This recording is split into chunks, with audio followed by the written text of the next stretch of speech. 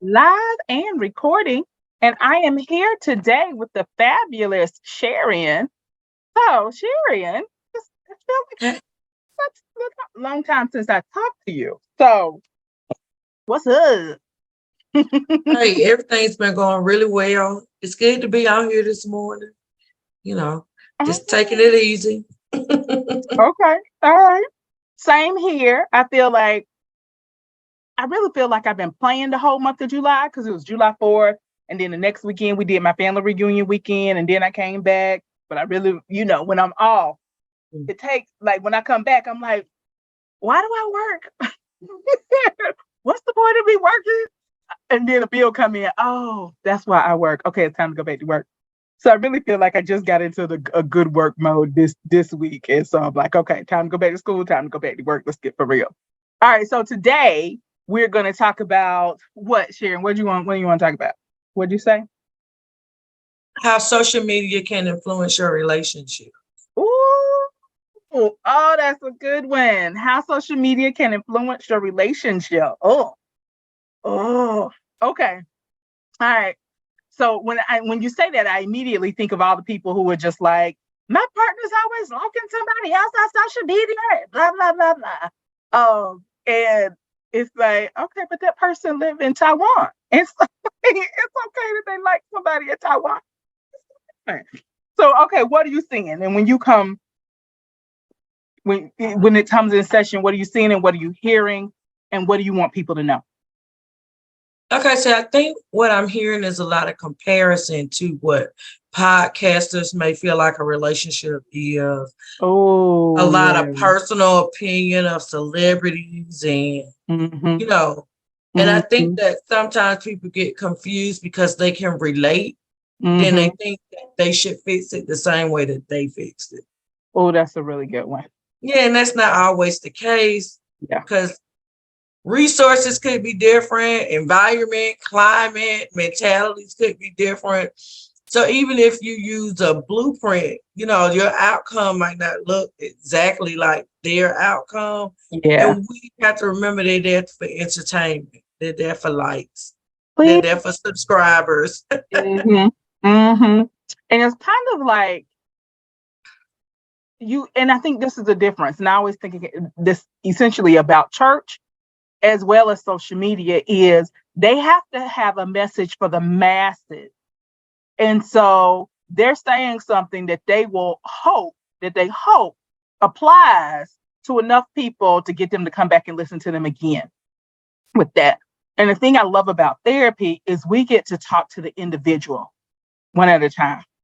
And so one couple, I might say, uh, don't worry about y'all arguments. And another couple, I might say, we absolutely have to worry about you guys' arguments. Y'all don't know how to fight fair. Y'all hurt each other. Like, y'all are going for the jugular.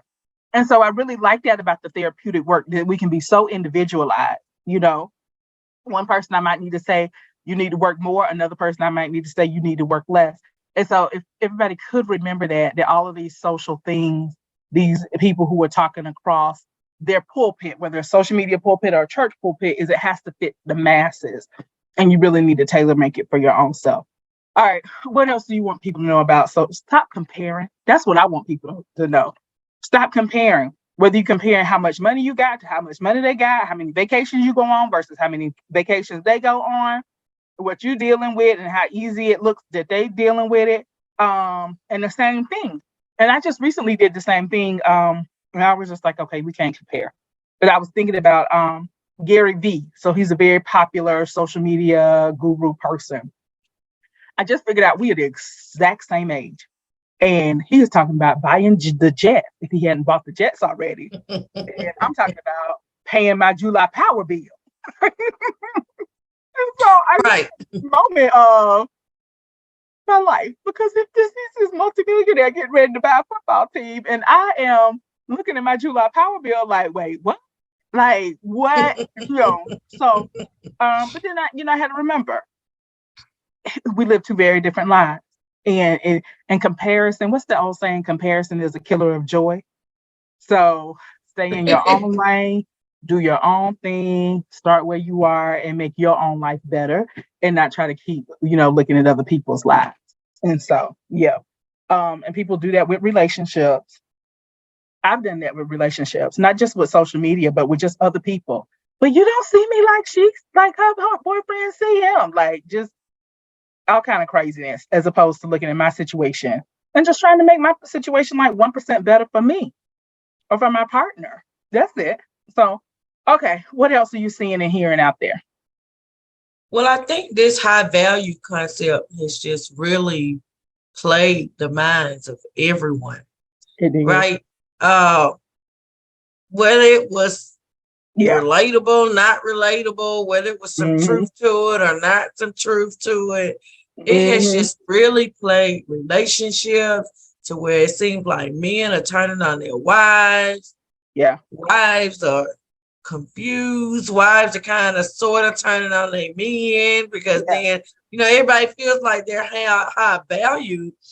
And that could be true, but we need to, make that Yeah. a relative thing, right?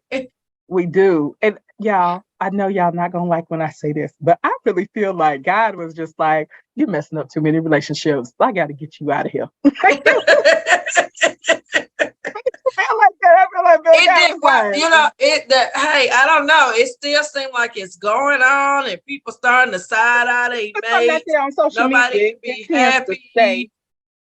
And but you're it's just just looking not. like, man, that guy really did his job. He influenced. That's Mm-hmm. what people need to realize. Mm-hmm. These are Yep. influencers. And these are Right. people with just an opinion. And this is the thing. It's that whole. It seems like, and I actually have never listened to his videos. I've just heard it, and it. What I don't like about it is it felt like it gave permission for people to be mean or not to work in cooperation. So case in point, me and my girlfriend are sitting outside. I feel like this happened last summer at a pizza place. And this guy just comes up and starts talking to us. Now I talk to anybody. It is absolutely hilarious to me. I love to talk to people. I talk to people all Me day and too. all night long. So he starts talking, and then he starts telling us that we are not high value. And we're like, and so it is hilarious to me because you came across the parking lot to come talk to me and then to tell me I'm not high value. So why are you talking to me at all? Why don't you just go to your car? And so I think it's just, as opposed to this spirit of being in community and everybody trying to be their best, and I'm going to help you and support you the best I can, and you're going to help me and support me the best I can. And if I think that there's an area where you're lacking, I'm going to lovingly support you until you're better, until you have a different understanding. And so that's what I didn't like about that high value at all. It just seemed to separate people as opposed to bring people together. It just seems It like it just caused like, a war. it Mm, did. It's like, you ain't mm. good enough for me. Who? What? Like, how would anybody say that? And so when we like, that's just not the spirit that I want humanity to have, especially in the African American community, where I believe we have to work together like no other community. We have to work together. And so, yes, I support you, my brother, and yes, I support you, my sister. And what else? What else do I need to do to support you with that? If we are a match and we can do more of life together, then let's do it. But if we're not a match, then that's fine. And I'm wishing you the best. But I'm not downgrading you. You ain't good enough for me, essentially. And so, and having that understanding. So that's what hurt my heart about that the most. Okay. What else are you saying? I actually haven't seen it come into my practice in a while, that kind of whole high value concept, probably because I deal with a lot of couples that are already together. So when do you see it coming into practice In couples in that's couples? married. Okay. And what Because are they saying? mm, I'm leveling Because you up, already they're married now. not. Like, what you Yeah, mean? What? well, You already married. reaching Yeah. new heights, they're not, or it just has influence. A lot of my clients talk about a filter. So it just seems like it has created a filter for them to see through. So now they see their mate, their husband, their wife, or, in a different perspective now. And Mm. so now it's almost like they reevaluating their relationship based off this information. And it's not really enhancing the relationship. It's Hey. almost creating a shift, but it's a shift that's causing a lot of healthiness in arguments. And, shifting Yeah. mentality is great, So is it the but shift of like you're not good enough for me anymore, or I don't have yeah, to we're do not any? doing enough. We don't have enough. You're Yeah, not doing what a yeah, woman should do. You're not doing what a man should do. So it sort of plagued their perception of their relationship. And it's almost cheated them out yeah, the quality of a relationship and just yeah, the mere being able just to enjoy who they're with based off where they both are now. yeah. And this is the thing, and I feel like I say this every day. People don't automatically wake up one morning knowing how to be your wife, knowing how to be your husband. It's something that you learn over time. And so you develop into the perfect wife for this man, the perfect husband for this woman, because what works with one may not work with the other. And you married now. And so now it's us together. And so I would love it to be more of the concept of we in it together. Like we're gonna figure this out together. Like the two have become one, kind of in the old kind of Christian mentality. Like, and so I'm not gonna say anything about you because I would be saying it about me. And if there's an area in our relationship where I want us to be better, then I'm gonna say, hey, how can we get better in this area of the relationship? Making sure that there's shared goals, shared values, that we're both supporting each other. And this whole it's me and not you. Um, it's I don't like it. I don't think it's helpful for a relationship. So it's really got to be us. And let's go back to the point where that's just good leadership. you know, but like that's just with leadership. You don't want a leader who's going, y'all need to be working for me, and if y'all ain't working for me, blah blah blah. You want the leader that's going to be like, hey, we're in this together. When you succeed, I succeed. And I really think that's true in a marriage. If you're doing well, I'm doing well. If you down, I'm down, and like we're together. So how can we get the people to change? One couple at a time, one session at a time. Well, like you said, if you have shared values and shared meaning in the Mhm, relationship, that's a mhm, start. And really understanding what a shared value is and what a shared meaning is and how to harmonize your relationship. So it's mhm. almost being able to take the differences and harmonize it. So you can have Yeah, shared values, but different ways and different thoughts of how to reach those goals or express those values. yeah. So it's understanding, like if I value family, Mm-hmm. okay, somebody might think a value as family is making sure they have a hot meal and eat healthy every day. And other people may value family by being able to go out and do things with them and make sure that they understand their not their extended family. So how do Mm-hmm. you and one person may be totally like, I don't really want to go nowhere and I don't really want to be around extended family. Mm-hmm. But it's differences and making them work in harmony. So how do you harmonize it and make it work for your relationship? But that goes back to understanding what your shared values are Yeah, and meaning making. My yeah. meaning of a family. What's really Mm, my meaning of partnership? What's really my meaning of relationship? Like yeah. really being able to that's like a deeper conversation. So sometimes it don't work on the surface, like, yeah, I just want to love you. And some Right. people figure that partnership is to develop and to combine finances and to Mm-hmm. have more. And that's why I want a partner. Like it takes more than love. Like I really don't, Mm-hmm. love is not a priority. While I may be for you or stay with you, that's still just Wait, say that again. You broke out for a minute. I said love may not be a priority for a person. While it may be something that they cherish and like, love is what got me to stay with you, but that's just not, number one on my list. Number one on my might be what can we build together and what can we do Mm-hmm. together? Yeah. And the love is gonna come. You know how people say, hey, love just ain't enough. Hey, hey, love is not enough. And we know that. I know that because I've had couples come into session and say, I love them, but I can't stay in this marriage. Or I love them, but I can't do this relationship like we doing it for whatever reason. And so I think, we as therapists know love is not enough. And I want more people especially the younger you are, to know that love is not enough, and that love is going to ebb and flow. Like it's going to grow and then sometimes not. And in a marriage or long-term committed relationship, you may have a good 2, 3, 4, 5 years in there where you didn't like your partner, but you loved them. Where it wasn't working well, but you decided to stay because the basics were there to make it better in the future. And we all change, and so people should know that. And that kind of in lust feeling really doesn't last any more than 2 years. Most people 6 to 18 months, and then it's like the mask off. I'm dealing with the real you dealing with the real me.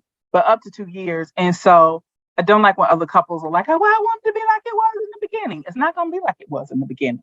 You grown. I'm going to need you to understand a relationship is so much more than that. Well, I'm not getting my need met in this area. Okay, but you're getting your need met in the other 9 areas. So let's work on the 10th area because we got the other 9 in place. And then also know it's kind of like a house. Like in a house, it's like you get something together and then something else breaks down. You finally got the new washing machine and dryer. Now the refrigerator is on the fridge. And I think some marriages are like that too. We finally got communication together, but then you started a new job and now the sex is off. Okay. Now we got the sex back together, and now we got to get this parenting thing because our kids just went into teenage years, and it's a whole new ball game. And so I want people to know, because it feels like when we're in session that people had no idea that they were going to be signing up to do work in the relationship.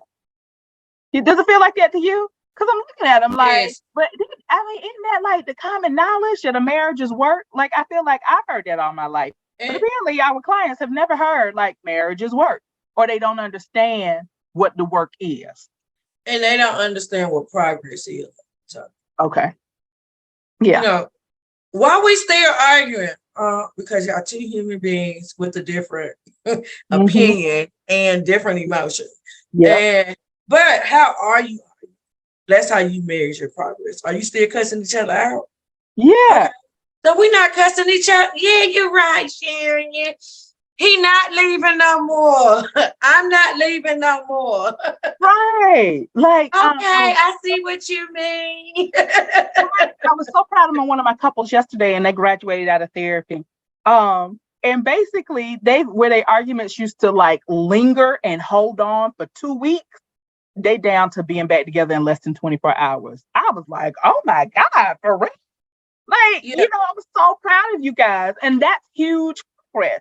Because I remember thinking, like, what relationship feels good if I ain't talking to you 2 out of the 4 weeks of the month? Like, they can't feel good.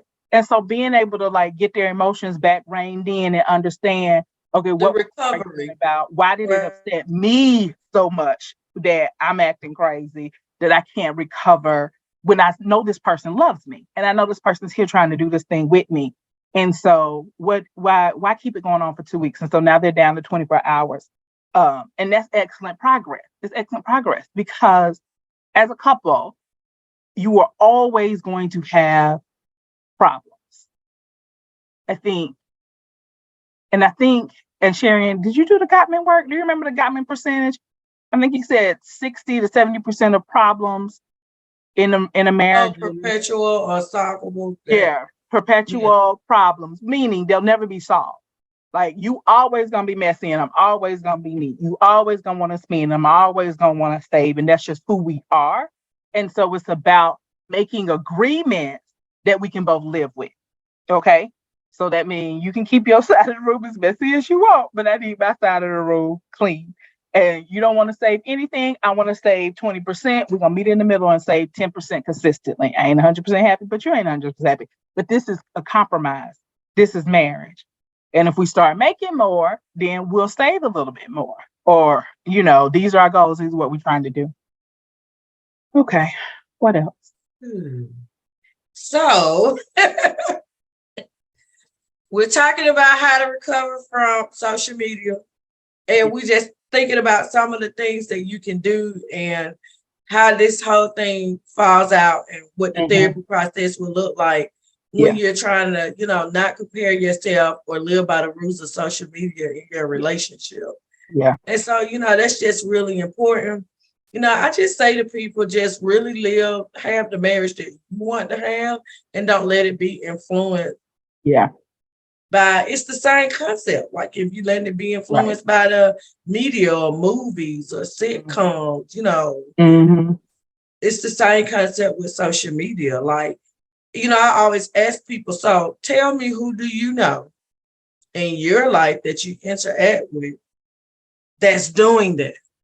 Yeah. Actual real people that you could Right. literally call I on the need you phone to today. measure this properly, right? Yeah. Tell me who Mm-hmm. you know that's really doing it. And then Right. maybe I'll be like, okay, I see why you're experiencing this distress. Yeah. But Mm-hmm. other than that, I'm not really understanding how did that even just become such a phenomenon that people are really, really, really becoming depressed, Mm-hmm. anxious, breaking up over influencers.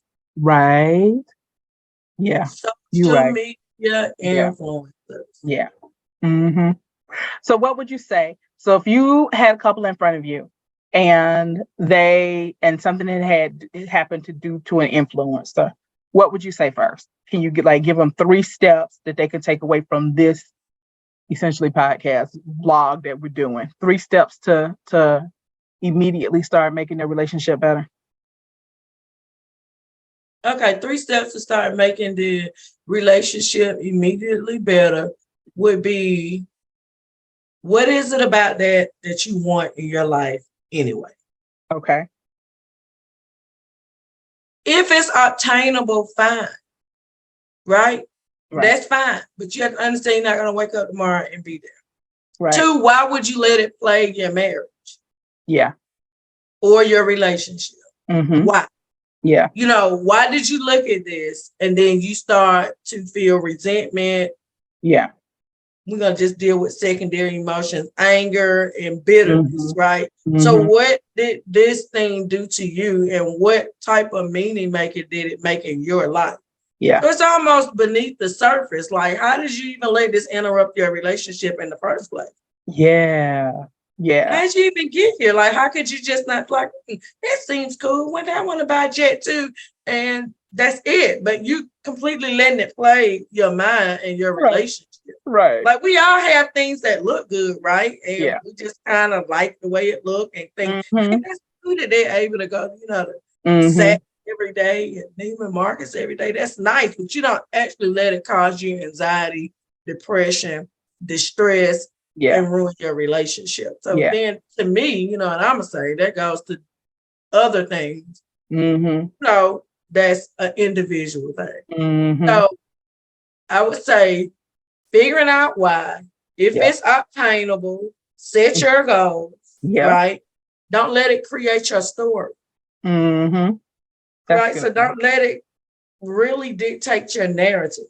Yeah. So you can still like these things, think it's entertaining, but understand you have a story that you can write yourself. And it doesn't have to be, somebody else's story, because what you're really trying to do from a narrative perspective is live out another person's story. Yeah. Oh, that's so good. That's so good. That's so good. Yeah. And I would just, if y'all can remember, you don't know what that person is dealing with behind closed doors. You just don't. And so, like, I've had pastors in my office, and their marriages was tore up, and they look perfect at church and perfect and everything, and they in my office and their marriages are tore up. When I think about, I don't think I've had any celebrities yet, but definitely some musicians, because Atlanta is such a music town now. And seeing the things that they're struggling with, like, you just don't know. And in the therapy world, among therapists, one of my mentors used to tell me, he was like, the more perfect a couple looks, the more toe up they are. So like, you ever got Ken and Barbie sitting in your lobby, you need to know you in for a hot mess. And so I would say that. And the other thing, which is kind of the same thing, is you don't know what they went through to get that. You don't know what they went through to get that at all. And so please be cognizant of that, you know? And so let's say something like a person on social media having 100 pair of Nikes. And that's the, they sneakerhead and 100 pair of Nikes and blah, blah, blah, blah. Yeah, but the reason why they love shoes like that is because they didn't have shoes when they were growing up and all their shoes had holes in them. And so now they're determined to never have a pair of shoes that have holes in them again. And so it's a vigilant thing. And it's such a vigilant thing that they waste all of their budget and they're in debt over shoes. And so be careful what you're asking for when you look at, well, I wish I had a closet like them. You don't know what that person has gone through to be the person that they are. Well, I wish I had motivation like them. Well, do you know that motivation is based on them getting beat up behind the school 5 times? But you don't know. And so take your life, try to make your life 1% better at a time. That's it, 1% better at a time. All right. Any last words, Sharon, for the people? Stop paying attention to social media, period. Leave it alone. The last point I made. Yeah. You have a story of your own. Yeah. Yeah. You cannot live out another entertainment person's. purposes only. It's for entertainment purposes for only. So be entertained and then get off and get to your real world. So, all right. Everybody have a great and wonderful day. I hope you guys enjoyed this conversation and can take something from it to apply to your own life. Because we want you happy and content.